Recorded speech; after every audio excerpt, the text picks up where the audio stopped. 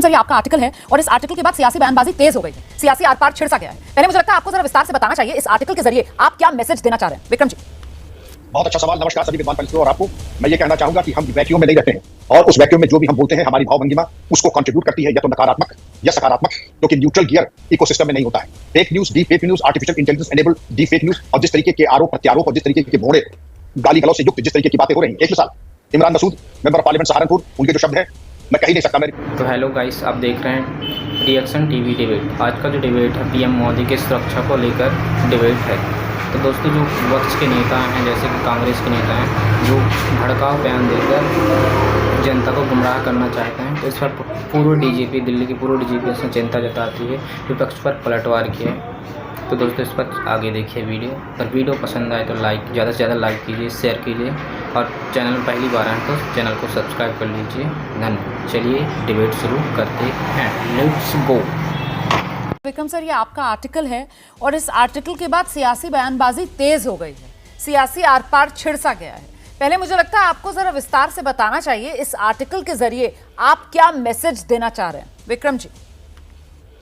बहुत अच्छा सवाल। नमस्कार सभी विद्वान पंडितों और आपको। मैं ये कहना चाहूंगा कि हम वैक्यूम में नहीं रहते हैं और उस वैक्यूम में जो भी हम बोलते हैं हमारी भावभंगिमा उसको कंट्रीब्यूट करती है, या तो नकारात्मक या सकारात्मक, क्योंकि न्यूट्रल गियर इकोसिस्टम में नहीं होता है। Fake news, D fake news, artificial intelligence enabled D fake news और जिस तरीके के आरोप प्रत्यारोप और जिस तरीके के भोड़े गाली गलौज से युक्त जिस तरीके की बातें हो रही हैं। एक मिसाल, Imran Masood member of parliament Saharanpur, उनके जो शब्द हैं मैं कह ही नहीं सकता, मैं रिपीट भी नहीं कर सकता।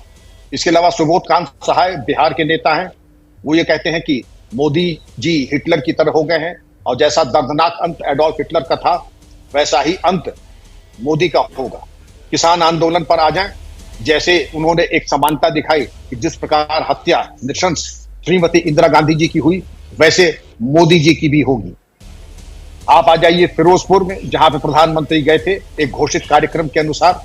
ऐसा मैंने जिंदगी में कभी नहीं देखा कि घोषित कार्यक्रम के बावजूद एक निर्वाचित प्रधानमंत्री गंतव्य तक नहीं पहुंच सकता है।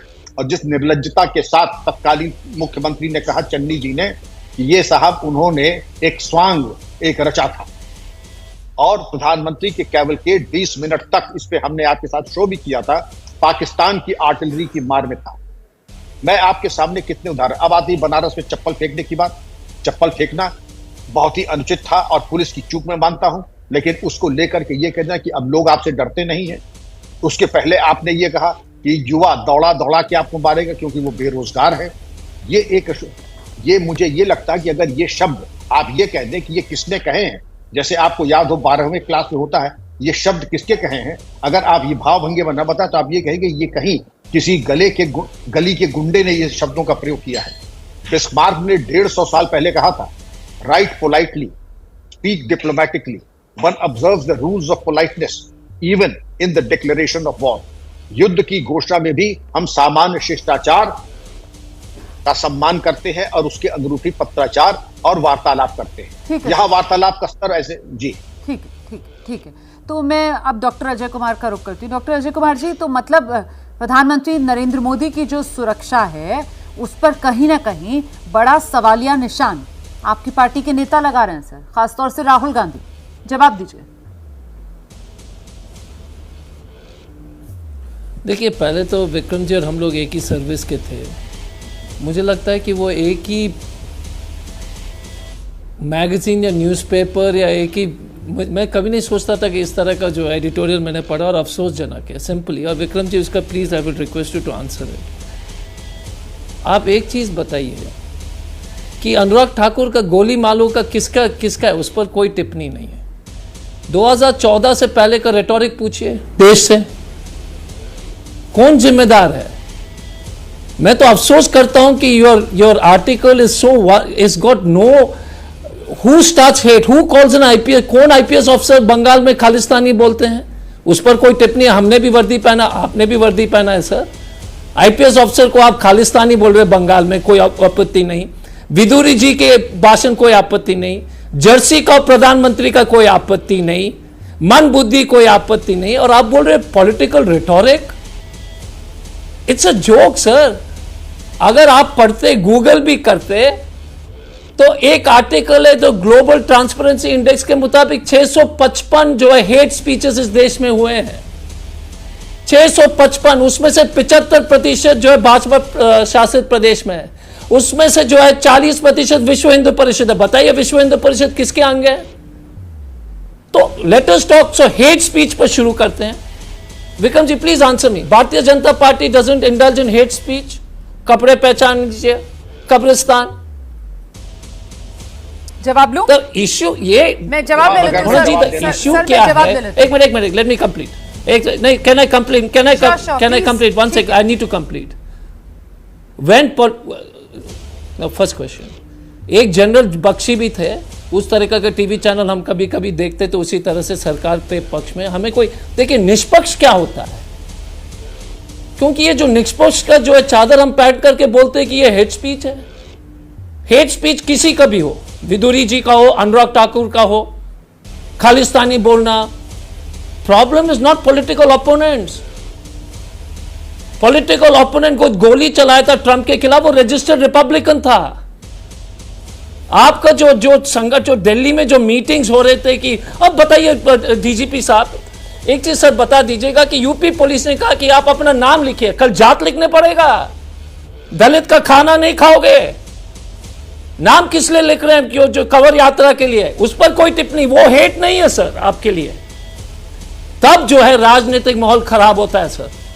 अमित मालवीय जो बोल रहे थे, मैं आपसे पूछता हूं कि यूपी पुलिस का जो आदेश है, कल जो है हम दलित ओबीसी के हैं तो आप खाना नहीं खाइएगा हमारा ठेला से, आप यही कहना चाहते हैं? वो हेट स्पीच नहीं है। वो दलित और आदिवासी और मुसलमान के बीच में बंटवारा आप नहीं कर रहे, वो हेट स्पीच नहीं है।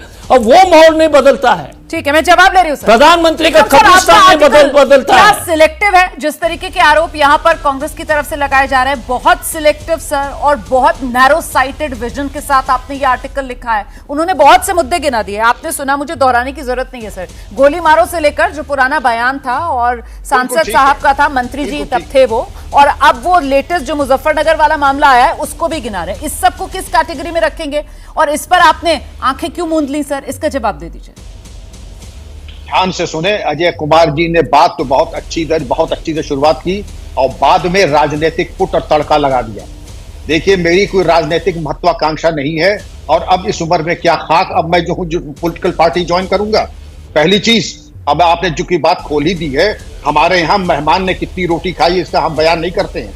पहला बयान दे दें, जब बड़ा पेड़ गिरता है तो धरती हिलने लगती है। ये कौन सा बयान था? मैं बड़ी श्रद्धा करता हूं जिन्होंने ये कहा था, मैं बड़ी श्रद्धा करता हूं। हो सकता है कि अब इस संकट की घड़ी में उन्हें कुछ अरगल बात कह दी थी। और मैं फिर कह रहा हूं, जिसने भी हेट स्पीच की है, कानून के अंतर्गत कार्रवाई होनी ही चाहिए। अजय कुमार जी, अगर मैं हूं विक्रम सिंह तो मुझे अपना नाम विक्रम सिंह लिखना चाहिए। मैं उसको बदल के, संशोधित करके, अपना संप्रदाय बदल के, लोगों को गुमराह करके लाभ उठाने की नियत से मैं कोई दुकान या ढाबा नहीं चला सकता हूं। और अगर चला रहा हूं तो इसको एक्सपोज करना पड़ेगा। आखिर हमने नाम बदल करके ढाबा क्यों लगाया? दूसरी बात आती है दलित और उसकी बात। हम लोग एक प्रबुद्ध समाज में हैं, यहाँ न अस्पृश्यता, छुआछूत या इस तरीके की हेट का कोई स्थान नहीं है। हम सब भारतीय हैं और सब बराबर हैं, ये किसी की मंशा नहीं है। लेकिन अपना नाम बदल करके लोगों को भ्रम की उत्पन्न करके और अपना व्यापार बढ़ाएं और अपनी जो है टर्नओवर बढ़ाएं, ये भी अस्वीकार्य है। अब हम बात आते हैं इसको लेकर के, कि निर्वाचित प्रधानमंत्री के ऊपर एकदम से तो बात दूर तक चली जाएगी ना सर। फिर तो वो कि दूसरे समुदाय के लोग होते हैं, और वो मीट एक्सपोर्टर्स को लेकर भी कहा जाता है कि वो कौन कौन से नाम रख लेते हैं अपने, है ना। वो चर्चा का विषय आज है नहीं, उस पर जाएंगे तो बात बहुत दूर तक जाएगी। यहाँ फिलहाल बस इसी पर केंद्रित करते हैं कि समाज में जिस तरीके से आप कह रहे हैं कि द्वेष बढ़ रहा है ना, और उसके लिए आपने यहाँ पर कांग्रेस और खासतौर से राहुल गांधी के बयानों का जिक्र किया। तो मैं सीधे इंतजार कर रहे